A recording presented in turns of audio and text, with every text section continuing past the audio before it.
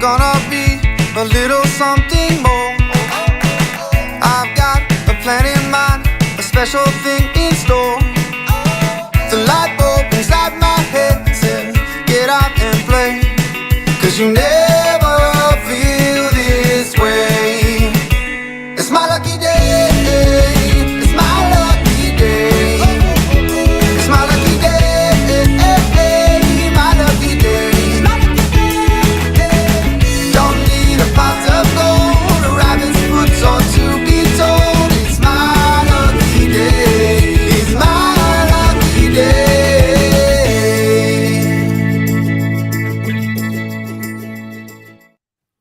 Hello, happy Tuesday and welcome. I am so glad you are here. And I am so glad to have my friend Jenn with me. But Jenn, before I introduce you, could you see the intro video or was it that one picture for the entire frame? No, I did see a video and music and all the good. Okay. And like the good video progressed through it? Yes, it Okay. did. On my screen, it was just like the girl waking up. And then she was like this for the whole song. So, Oh, no, I saw it. all right, cool. It was one of those things. I was like, should I stop it and start again? Would that be weird? But now that I've just made this totally weird, hi, let's have a do-over. Happy Tuesday. I'm so glad you're here. If you are joining us, I'd love it if you would drop a comment in the chat. Let us know you're here. We'd love to be able to say hello. Also, a caveat, sometimes Restream is a little funky and sometimes it doesn't want to play nice with the comments. So if by chance we don't see you and acknowledge you, we are not ignoring you. It's just a technology glitch. So my friend Jenn, this is Jenn Espinosa-Goswami. She is an ICF certified public speaking coach and founder of Weightless LLC, a former Toastmasters International officer and a graduate of the Masters of Leadership program at Augsburg University. Jenn helps entrepreneurs speak more clearly and confidently behind a microphone. A finalist for Coach of the Year from the International Association of Women in 2022, Jenn is an international speaker who has presented to executives, leaders, managers, and entrepreneurs over the past decade. She has served in multiple nonprofit boards in her home state of Minnesota, and prior to starting her company, Jenn served as a certified fraud examiner for 16 years within Fortune 500 financial companies. So Jenn, welcome. I'm so glad you're here. Thank you, Amanda. I'm glad to be here. And I even brought my journals with me because I'm super excited to go past my history and take a look at some of the things I used to journal about. Awesome. Oh, I love that. So I would love to start with just getting a sense of who you are so people watching can know who you are. What should we know about you and what's your story that leads up to what you do now? Well, my story started being the youngest of 4 kids. So you can imagine I got in trouble if I spoke up as a kid because, you don't nag on your older siblings.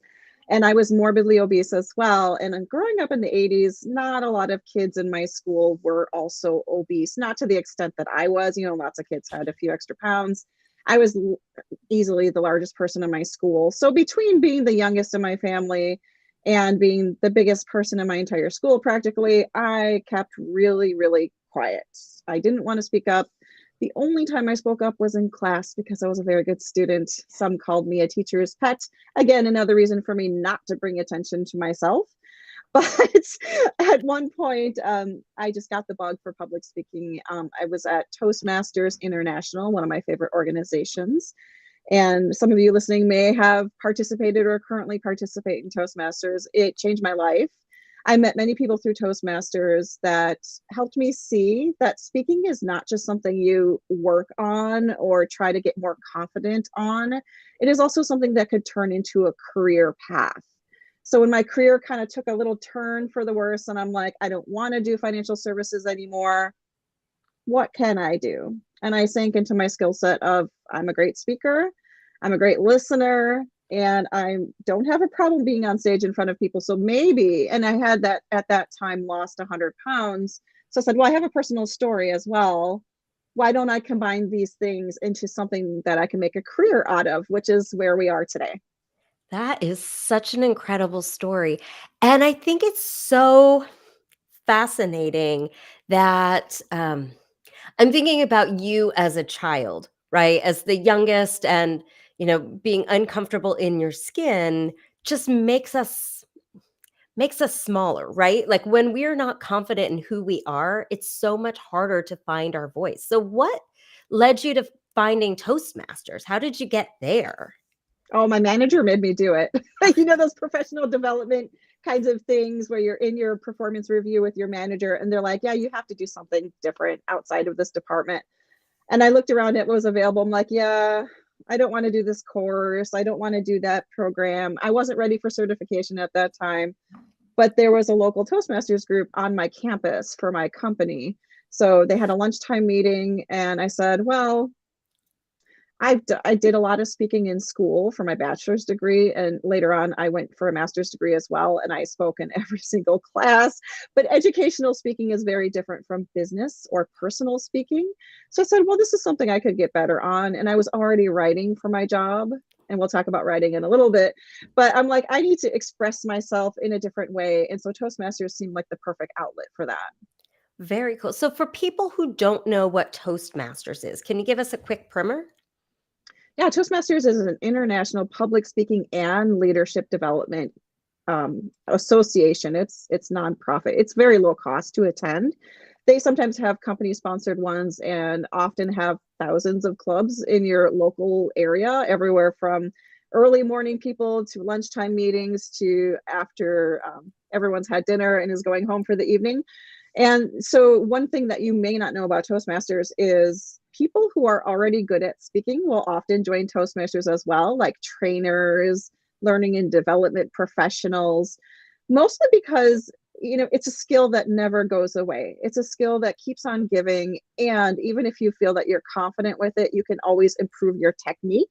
So, Toastmasters will help you with not just the technique piece of delivery, but also, attuning to your audience, which is a skill set we don't learn in school. I certainly didn't learn it. And I'm a former debate person. I used to be on the debate team. I used to be in Future Business Leaders of America. They don't teach you the elements of engaging and interacting with your audience. Yeah, I'm thinking back to school and the little bit of public speaking that I had to do. Um, and I remember going through how to write a speech or how to prepare your stuff. But then it was like, okay, now go do it. And we didn't have training on here's how you stand, here's what you do with your body, here's what you do with your voice. It was just like go up in front of the room and hope you don't die of embarrassment. Actually, one of the classes that really inspired me to get outside of my comfort zone was my creative writing class when I was a junior in high school, because not only did we write our own articles and short stories and whatever, but every Friday there was an open mic where we could speak our writing in front of the class. And every single week I stood up in front of my class. Sometimes we had a chair and we could be behind a lectern, but I shared my creative writing with everyone, which was the first time I had ever done something that for me it felt very scary and it felt like I was really exposed and vulnerable. So I think that was the biggest challenge I had in high school. I was fine with debate. I can argue through the roof with anyone, anytime, anywhere. I did it with my dad all the time. But creative writing was more of a heartfelt kind of, I'm taking this from inside of me and I'm sharing something that I've never shared with anyone else. And I've had a long association with journaling, but I never used to share that. So I think that was the really important piece for me that transitioned into I can take this writing and do something else with it other than just keep it to myself. And that sounds a whole lot like what so many of us do on LinkedIn every day, right? Show up and share those stories. It's like the written equivalent of an open mic, right? Like here's your platform. What do you have to say? So I love that you did that. I remember taking not a public speaking, a creative writing class through adult education. I don't know, some years after I graduated through high school, or graduated from high school, then college. I was doing adult education, and I was like, I don't mind the writing part, but it's the reading out loud that was always really the sticky point for me, because I'd hear what everybody else shared and I'd be like, oh, hers is really good. Mine isn't that good. I'm thinking about this one time we had to write a piece about um, like an object and make it sound like it was from the object's point of view. And this one girl wrote from the perspective of a knife. And like it was clever, it was witty, like she had names for all the characters, right? They were like Jack and Mac and, you know, all the other kind of knives there are. And I just remember thinking, oh my gosh, mine in comparison is like, ooh, it's so dull. I wrote about a mailbox. But when I took a step back to think about it, and as I reflect on it now, what I wrote was so authentically me. So what you said about being vulnerable, right? Getting up there and sharing, even though it wasn't about me, it was all about me, you know, and how I felt and what I thought, even as I personified the, you know, the mailbox just sitting there lonely, waiting for the postman to deliver a letter. It was really me. Like I wish I could find it. It's probably in a box somewhere. I'm curious to see how similar to some of my journal entries it really was. Yeah, one of the stories I kept on writing throughout high school that I still haven't shared, so I guess this is my debut of that story. My main character was actually a non-binary person that went by the pronoun of ZHE, and this was back in the 80s and 90s when such things were not, as far as I know, weren't around or talked about, certainly not in my circle. So I just think it's really interesting that now that's a part of the normal conversations around me these days about non-binary individuals. And that was my main character for this story that I wrote. And the story had to do with a lot of magical elements and things of that nature. But it's so fun when you write something unexpected, like you wrote about a mailbox, and you're like, well, really, it's all about me. I don't think that my non-binary main character was about me, but definitely the heroine of the story, the one with the magical elements, was definitely a little bit about me. I love that. So I want to bring this up. This is Mariah saying Toastmasters is a great group. Really helped me 25 years ago when I went. So, Mariah, thank you for being here. Thanks for sharing that. Really glad that you're here. Really glad Toastmasters is helpful for you. All right. So you said that when you went to Toastmasters, you not only became a better speaker, but it really opened your eyes to speaking as like a career or a way forward. Can you talk about that a little bit? Yeah, so there are career Toastmasters, and Mariah, I'm not sure if you're one of these, but people who join Toastmasters and pretty much never leave. They just love the community, they love the support. You get feedback and evaluation every time. So those are career Toastmasters. And they don't want to take it anywhere beyond Toastmasters. They want to keep it within the organization. But then there are also people who turn into professional speakers. And so I was lucky to have people within my group. Eventually, I shifted groups. So I didn't just stay with that particular company group because I left that company, but I found other Toastmaster groups. And that's where I found my speaker mentor, Vitalia. Vitalia Bryn Pundik is her name, and she was a National Speakers Association graduate. They had their own program called Speaker Academy, but she took what she learned from that program and she created her own version of an academy teaching the business side of speaking. And so that's something that you don't get within Toastmasters. Toastmasters is great if you have a 5 to 7 minute, if you want to prepare something. Some Toastmaster groups allow you to do a 10 to 15-minute speech.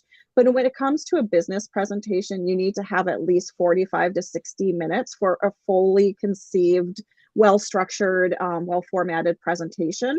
And so Vitalia offered that. So we worked upon my signature speech, which I talk about all the time today.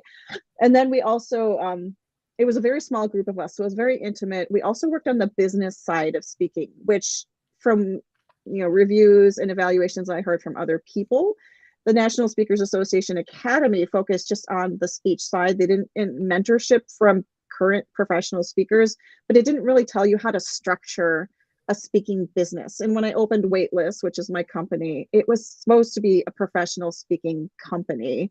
The health coaching just came because my audiences heard my story and wanted to learn how to implement what I talked about. But really, in my heart of hearts, my company is all about professional speaking.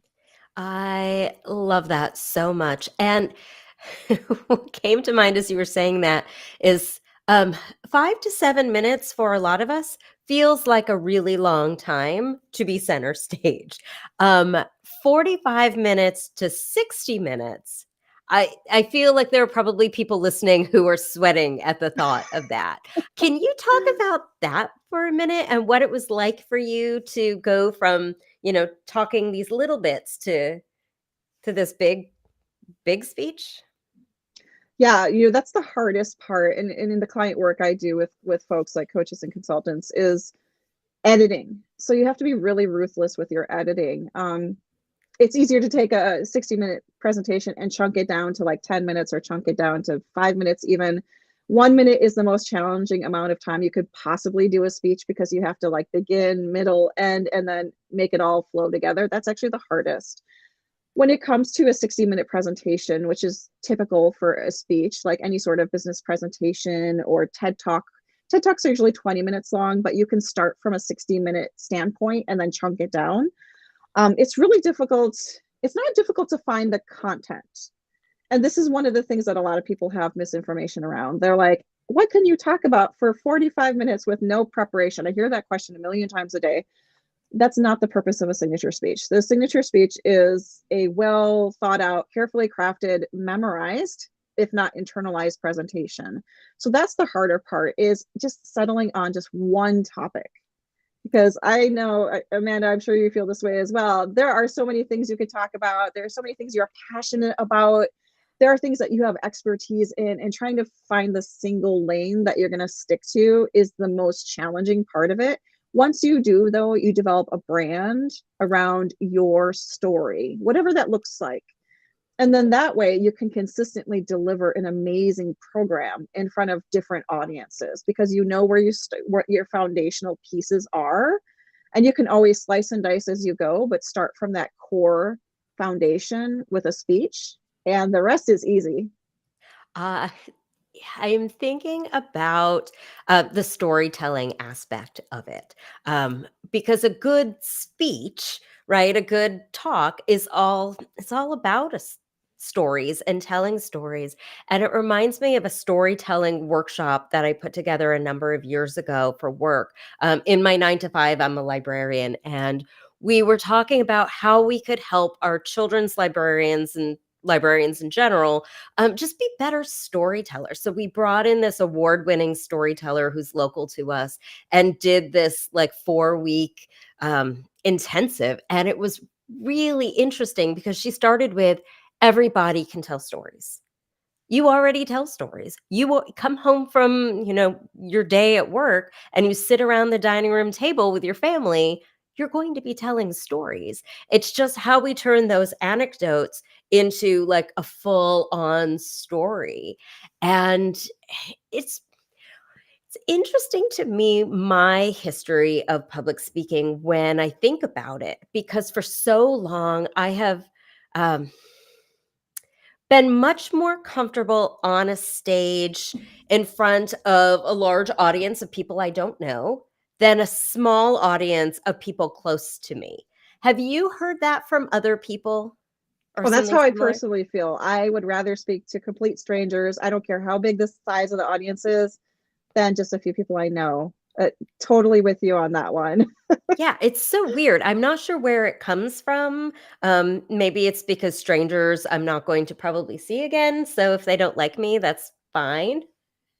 It's kind of funny though, because your friends are going to like you no matter what. Yeah. So it's like you can't mess up in front of your friends, but maybe you feel, I know this is what comes up for me when speaking in front of friends is I don't often talk about that side of my life with my friends because we talk about family, we talk about where we met, we talk about, popular topics like Taylor Swift or whatever. And so I don't often share business messaging with my friends and family. So I think that's where the inhibition is for me. Yeah, no, that makes sense. And then we've got our friend Mary who's listening, said she's the opposite. So Oh. she would rather talk to a small group of close people than, a big group of strangers. And Mariah, yeah, I love libraries. They're magical spaces with magical people. And I don't just say that because I'm a librarian. And Charlonda, librarians are good resources. Absolutely. So I would love to hear, Jen, do you have a couple favorite favorite stories about experiences you had speaking, or a couple of speaking engagements that really stand out to you as like, oh my gosh, these were like the best, and you're laughing. So you probably have many. I have many. Let me think of the order in which. So, most recent one is one where I actually got trolled. It happens, but it was a Zoom workshop. So I was hosting this workshop for an international audience as part of International Coaching Week. I'm a member of International Coaching Federation, and they give this opportunity for people within the organization to offer workshops. So it was a free workshop I was offering, all on how to grow your business through public speaking. And about 10-15 minutes in, I was in my flow. I'm like, I'm doing things a little differently. This is feeling great. I had so much engagement in my chat. Things were looking good. I look into the chat and I see, ooh, this is a big sales fest. And I was like, what?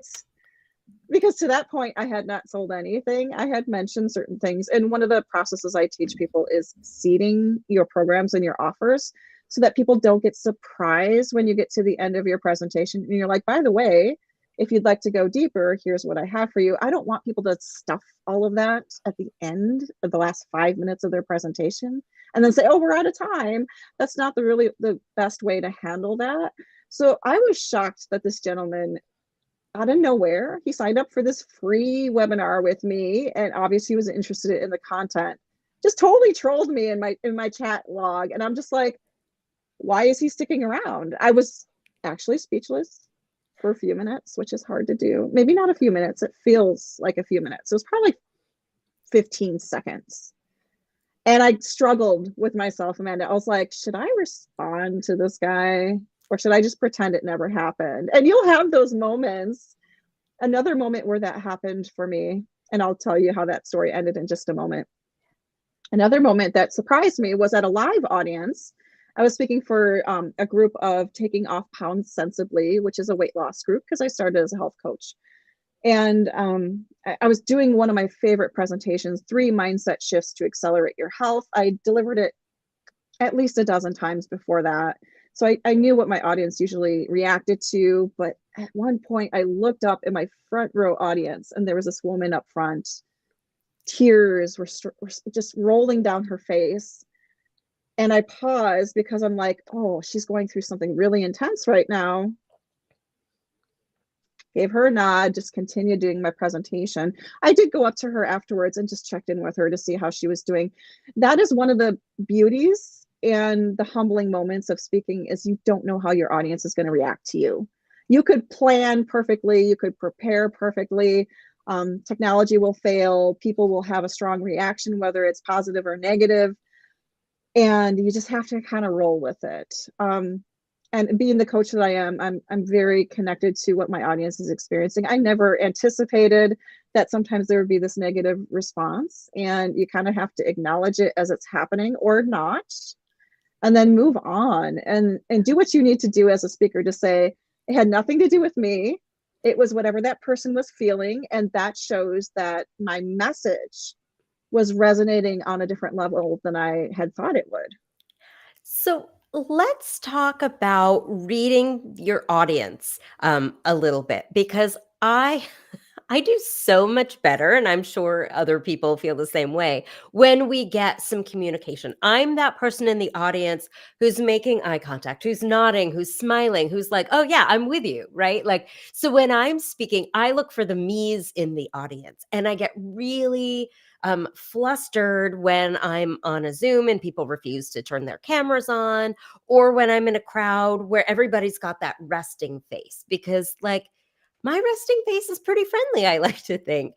And some people's resting faces just look like I perceive it as, you don't want to listen to me, but you're too polite to get up and leave the room.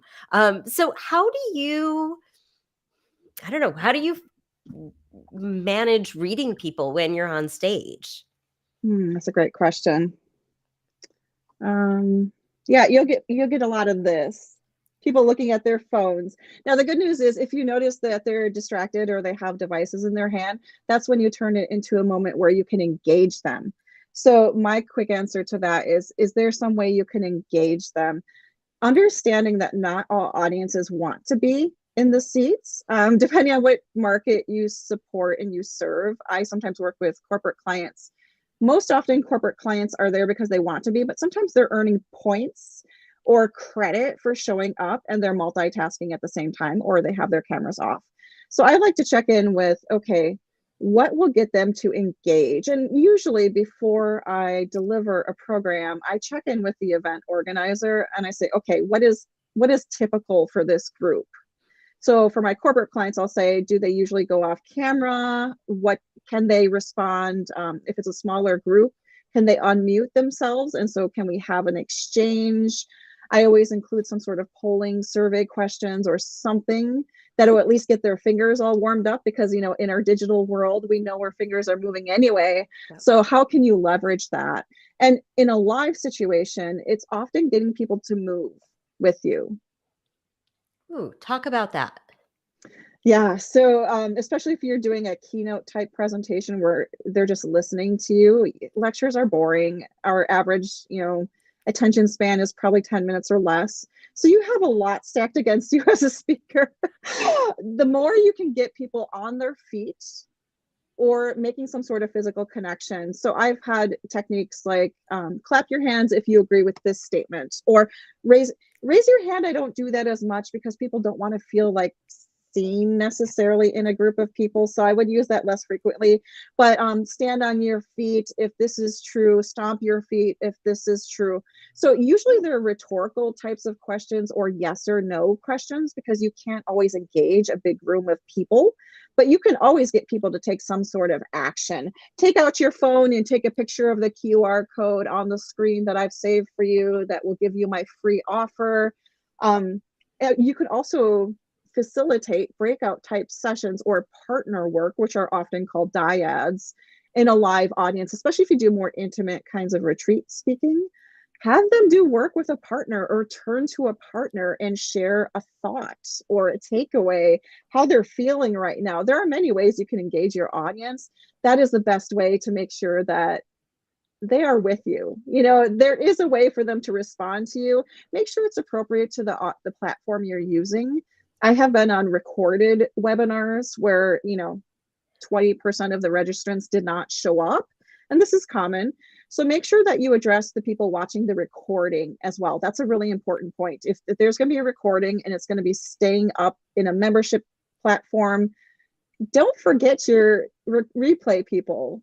Make sure you can engage with them in some way. Like if you offered something, say, just email me. Make it easy for them, because they're going to have more roadblocks in terms of engaging with you because they didn't see you live. They can't interact with you as you're asking these questions. So just some things to consider. Yeah, no, that's really a good point. And I'm thinking back to all of the pre-recorded sessions that I've seen. And you're right. Some people have done a really good job of engaging me. And I feel like, oh, I'm live. And sometimes I feel like, oh, I'm not really here and I'm not important. And if I don't feel like I'm important, then is it worth my time to watch this? So, can you talk about that for a minute, about making your audience feel important as you're speaking? Is that something you think about? Oh, absolutely. Okay. Everything that I do as a speaker has to go back to them at some point. And so here's where research will be your friend. I'm a big data nerd. I used to massage thousands of lines of Excel data every day in my job. So I love, the more data, the better, the more feedback, the better. And I'm a coach, so I lean on feedback all of the time. Often when I'm engaging with someone to talk about bringing a program to them, I ask really good questions on the front end. Like, what does the audience look like? What are the problems in this industry? If I didn't already research that or have a handle on what that looks like, I talk to the organizer ahead of time. That's part of doing really good research. And these are topics I love diving into, and I offer quarterly masterclasses on. So if you're curious about that, reach out to me and connect with me, because I will have another one coming up in March that I'd be happy to send you a personal invitation to. But it's important to do really good research on the front end. In terms of how to serve them in the actual event that you're speaking at. Now, there's some things you can do depending on if it's a live event or a recorded event. So if it's a live event, you can show up early. You can do VIP networking with them, or happy hour the day before the event, or arrive early. Like I'm talking 2 hours early, if it's not like 5 a.m. in the morning or something like that. Arrive as early as you can, make sure that the technology is out of the way, but then go and meet and greet your people who are showing up for you, even if you've never met them before. Establish some sort of connection with them. Mhm. And the last part has to do with your actual speech content. Now, when I work with clients, we always start with your end in mind, which is a little bit different than journaling, isn't it? Because you kind of just show up with whatever you have. If you do that as a speaker, it's not going to go well for you. You have to show up understanding what you're inviting your folks to at the end of your presentation. And you may be thinking, well, that sounds really salesy, Jen, or that sounds really pitchy. I don't know about that. It's not about a sales pitch. It's not about that. But you're leaving your audience with either a thought or an action that you're encouraging them to consider if they're ready for the challenge. And if you leave them with nothing to do with that information or that action, what were you doing up there? You know, what value did you add to that person's life? So when we're structuring your signature speech, and I have a template for that, which we'll share in just a moment, but I walk you through engagement ideas, structure of your speech, but your organization of your speech is going to be the critical way to really tell the audience how important they are to you. So even though I was sharing my personal story for many years of losing weight, it was never about me. It was about my audience. So I might have had certain lessons and certain things I did, but then I would turn it back to the audience and have them reflect on what part of that would be useful for them. So it's part speaking, part coaching in a way, but that's why I feel that coaches make the best speakers, because you already have the skill set you need. And that's how you can really let the audience know that you're not up there because you just want to do all this. That's fun, but that's not why you're there. You want them to have something that improves their life. It is so obvious when you listen to somebody speak, if they have that attitude, if they are here to genuinely help other people, or if they just really like the sound of their own voice. And I think it's okay for it to be both. You can like the sound of your own voice, but also be there to help the people that you're speaking to. Fun fact, Amanda, most speakers, like speakers I know, speakers in the network, are introverts, and I count myself as an introvert as well. So we get drained a little bit from interacting and networking, connecting. I love connecting with people, but I need to recover and rest after doing a big event. So introverts are there because they have something important on their heart that they need to share. So like you said, Amanda, you can tell those speakers that are up there, they're all charisma, they're all flash and dash and hype and download this and download that. It's great. They have something of value to offer. I'm not demeaning them, and every speaker shows up differently. But I also feel that there's a place for those speakers who are quieter, who are more intuitive or more introverted. There's a stage for everyone, in my opinion. And it's just a matter of finding the right stage for you, because sometimes when we think about the stage, your name up in lights, your walk-up music, all of these fun flash and dash and big TV screens, that's not the vision for everyone. So I love to start with your vision around what speaking looks like for you. Yeah. So before we go on, I want to point out that on the stage there, or on the screen, is the link to that signature speech template. Can you talk about that for just a minute while I have it up? Awesome. Thank you for pulling that up. Yeah. So this is the signature speech template. It is starting with your goals as a speaker in mind. And Mariah shared a little bit about, she's going to think about engaging her people who are watching recordings. I love it, Mariah. Thank you so much. When it comes to structuring your speech, the signature speech template will get you started. So we start with, what goals are you looking to do with your speaking? I work with clients who want to get paid to speak, and that's that. Or clients who speak for free, but they want to invite people to their books, their courses, their programs, whatever the case may be. And I have some people who want to do both. So I work with you whatever stage you're at or whatever your goals are, but we start with that first, because then we can get more intentional about the next steps. We take a look at the organization of your speech, and I do give you a format for that. It's not chronological. So if you're like, I'm going to write, first I was born, David Copperfield, and then this happened, and then that, that's not how you write a signature speech. I'm sorry to say, it takes a little more than that, and it takes a lot of reorganization. I know reorg is sometimes a dirty word, but that's what you'll get in the template. And then there's also different ideas for engagement. Again, it depends on if you're virtual or live, but we talked about some of them today and we didn't cover all of them. So if you're curious, I would suggest you go take a look at the template.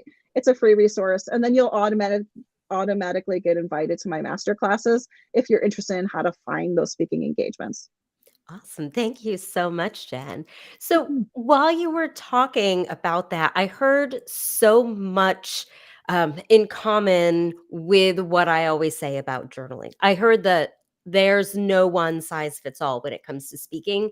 I think everyone who's listening has probably heard me say that a whole bunch of times, that there's no one size fits all here. And I love saying that because as someone who's not quite 5 feet tall, like, nothing ever fits. So, like, one size fits all is such a misnomer. So, can you talk about there's a stage for everybody? And like, what does that mean? What does it look like? How do we know what stage is for us? That's a great question. So first of all, let's take a look at the spectrum of stages, because there is quite a wide variety of stages. You have everything from a conference room in a company where you're speaking to C-suite executives versus a midlife women's transformation retreat next to a lake. So those are different spectrums of stages. And then you have everything from cruise ship speaking to virtual online summits catering to business owners, to affiliate opportunities where you're kind of doing a list swap of your different free gifts or low cost offers, to signing books at the back of a bookstore in your local area. So all of those are stages. And when it comes to choosing the right stage for you, there's some elements that go into that, of course, like location. Are you willing to travel? I'm not a big traveler. Like, I love traveling, but I travel for pleasure, not necessarily business. If I'm traveling for business, it has to be like a perfect fit for me. And that means the audience, the topic, the group. Are there opportunities for me to get spin-off referral business from this opportunity? Then yeah, I'll travel. And if they cover some minimum costs for me, I will definitely travel. So looking at, do you want to travel? What does that look like? Do you want them to cover all of your costs and pay you? Because there are lower budgets for certain events than others.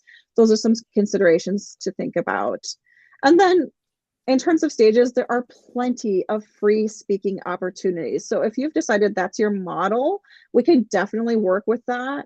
Just know that you're speaking to usually more general audiences with people who may or may not be interested in working with you ever, because they may not be your target market. So there's pros and cons to different stages. And then there's stages that you pay for, but they're in front of your perfect people who are ready to buy because they are a captive audience and they love the event. They love the people who are speaking there. They are ready to purchase something that will help them move the needle for them. So, there's a place for all of those types of speaking opportunities. But first we have to start with, okay, what are you looking for? And what are your must-haves and what are your nice-to-haves? And once we figured all that out, then we'll find the stage for you. I love that. And I love how there's a way forward for everybody. So let's go back to your journals since you you did bring them. How Yay. talk a little bit, if you would, about journaling and how that helps you really be more confident on stage.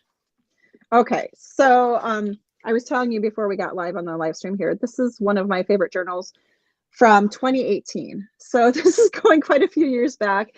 And I like this journal because it has transference paper. So it has like a white page and then it has a blue page. So it copies what you're writing down and you can tear out the pages. And this is just one example of a journal, but I'm also like a huge planner. So I'm like, okay, I need to have my 3 years ahead of, of what I'm doing.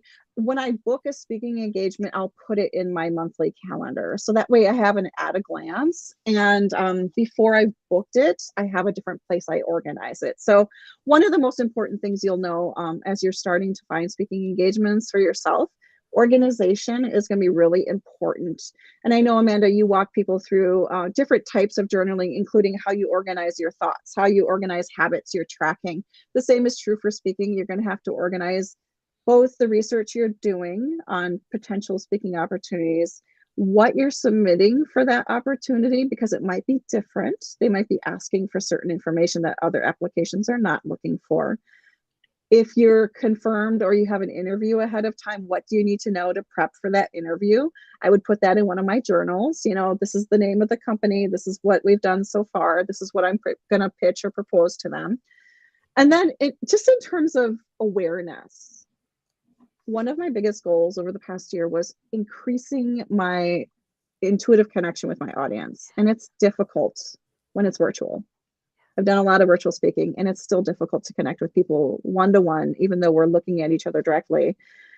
So I use my journal to take the journey with my audience. I visualize what I want that speaking engagement to look like. Yes, even before I've booked the speaking engagement, my journal helps me with that because I can write that vision out. After I've had the vision, I've done the meditation, I can write that vision out. Also, sometimes, especially if you feel calmed and centered when you journal, I will sometimes do mantras like affirmations or maybe even journal prompts around speaking. One of my favorites is the audience hears exactly what they need to hear. And I will sometimes state that out loud if I'm driving to a speaking engagement, because again, we can't control how our audience reacts to us, but we can be certain that what we're delivering has impact. So I like to use that mantra. So a variety of ways that journaling can support me. And just one last thing I'd like to share around that is when it comes to speaking, we focus very heavily on the content, right? I've got to add value. I've got to add value. I've got to stuff all this education into it. What I would encourage you to consider instead is, what emotional connection do you want to have with what you're delivering? And I know one of the best things I do when I'm having a tough day or I'm going through my feels is I turn to my journal. It starts with awareness of what's going on with you before you can recognize it within your audience.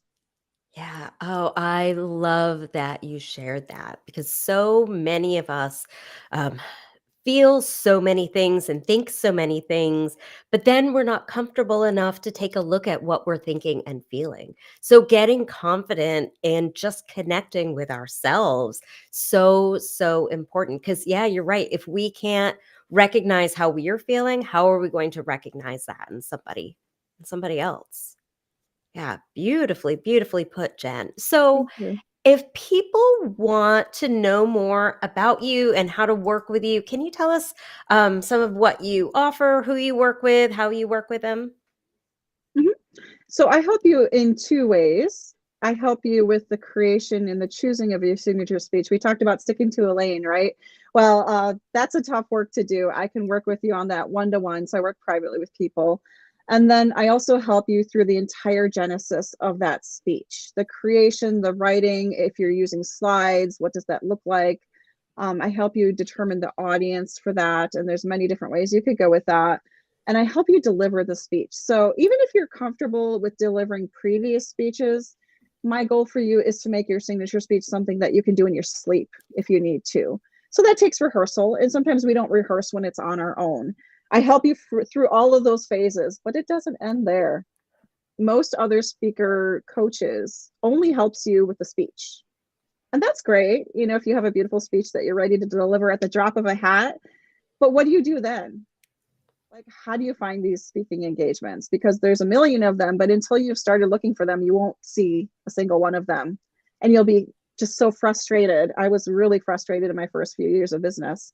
So I help you find the stages, and I help you find stages that are appropriate for your business model, the type of speaking you do, and the type of people you want to connect with. Now, that takes a lot of thought because you have to not just show up and deliver a great program.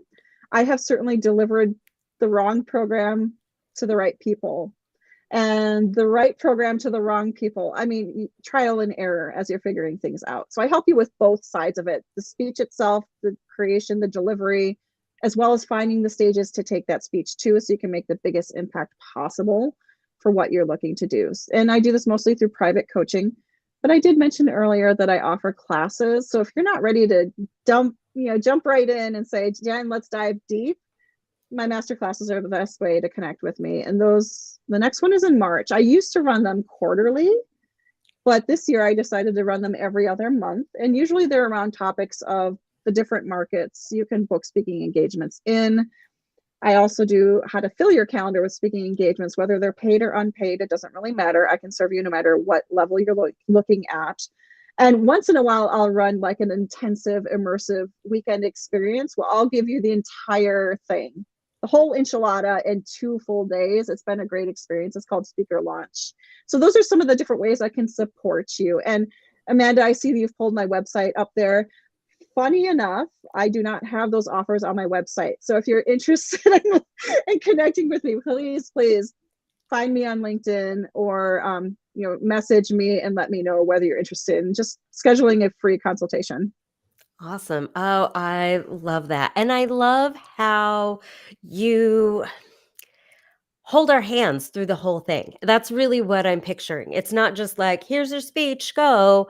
That really, I love all of the support that you give your clients throughout and afterwards as well. I think that's so beautiful and so needed. And one thing, I love the work that I do, Amanda, and I will say too that I'm not going to just give you a template and say, figure it out. I paved the way for you. Now you figure it out. As a coach, I co-create with you, which means I'm giving you feedback. I'm giving you insights. I'm giving you advice. But more than that, I'm helping you center and ground in what's important to you, because it's not about me. You're my audience. It's about you. It was always about you. So I want to make sure that I'm showing up fully for you. Yeah. Oh, thank you. And I think we will end on that note. So, Jenn, thank you so much for sharing your time and your expertise. Thank you to Mary and Mariah and everyone else who tuned in. We are so glad that you were with us tonight and look forward to seeing you again next time. Bye.